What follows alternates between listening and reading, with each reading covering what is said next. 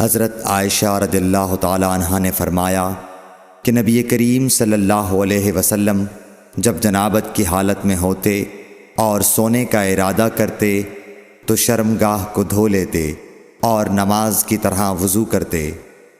صحیح بخاری حدیث نمبر 288۔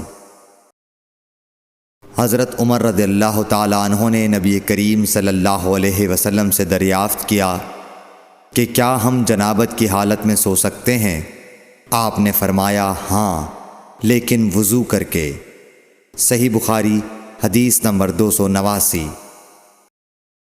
حضرت عمر رضی اللہ تعالی عنہ نے رسول اللہ صلی اللہ علیہ وسلم سے عرض کی کہ رات میں انہیں غسل کی ضرورت ہو جایا کرتی ہے۔ رسول اللہ صلی اللہ علیہ وسلم نے فرمایا کہ وضو کر لیا کر اور شرمگاہ کو دھو کر سو جا۔ صحیح بخاری حدیث نمبر 290۔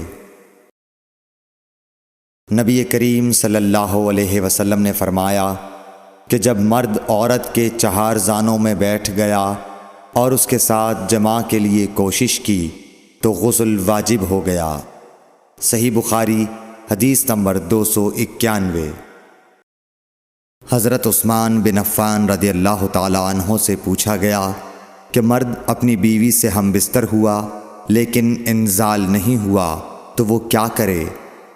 حضرت عثمان رضی اللہ تعالی عنہ نے فرمایا کہ نماز کی طرح وضو کر لے اور ذکر کو دھو لے۔ اور حضرت عثمان رضی اللہ تعالی عنہ نے فرمایا کہ میں نے رسول اللہ صلی اللہ علیہ وسلم سے یہ بات سنی ہے۔ صحیح بخاری حدیث نمبر 292۔ ابی بن کعب نے پوچھا یا رسول اللہ صلی اللہ علیہ وسلم، جب مرد عورت سے جماع کرے اور انزال نہ ہو تو کیا کرے؟